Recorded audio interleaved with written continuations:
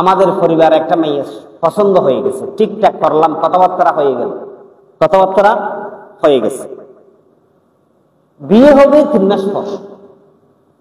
আমাদের সবার পছন্দ হয়ে গেছে, পাত্রেরও পছন্দ হয়েছে, ওদেরও পছন্দ হয়েছে আমাদেরকে। ছেলে মেয়ের উভয়ের পরিবার একমত, মেয়ে পছন্দ। 3 মাস পরে কি হবে? বিয়ে হবে। বিয়ে যখন 3 মাস পরে হবে, এখন ছেলে মেয়ে মোবাইলে কথা বলতে তো কোনো অসুবিধা নেই, শুরু করে দিছে মোবাইলে আবার ঘন্টার পর ঘন্টা, রাতের পর রাত।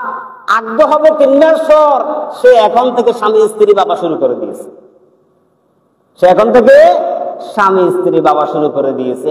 একান্ত গুরুত্বপূর্ণ কোনো কথা থাকলে জিজ্ঞেস করতে পারবে আগদের আগে, কবুল বলার আগে।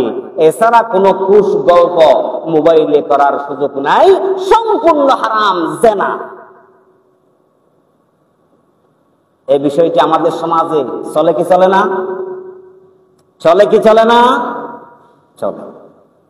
এইটা খুব, যদি ছেলের অবস্থা বুঝবেন, ছেলের অবস্থা বুঝে 3 মাস পরে বউ আনবেন, কোনো সমস্যা নেই, আগ্রহ করে দিবেন।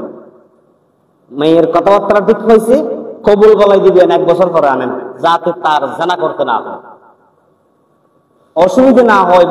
মেয়ে যখন ঠিক হয়ে গেছে, একে অপরের সাথে কথা বলতে মন চাইবে, সেজন্য আগ্রহটা করাই দেন, যাতে জানা থেকে কি হয়ে যায়, বেঁচে যায়। এই যে এখানে যে একটা ইসলাম আছে, বিয়ের আগে কথাবার্তা বলা যাবে না, ওই ইসলামকে আমরা মানছি? ওই ইসলামকে আমাদের যুবকরা মানছে? মানে নাই।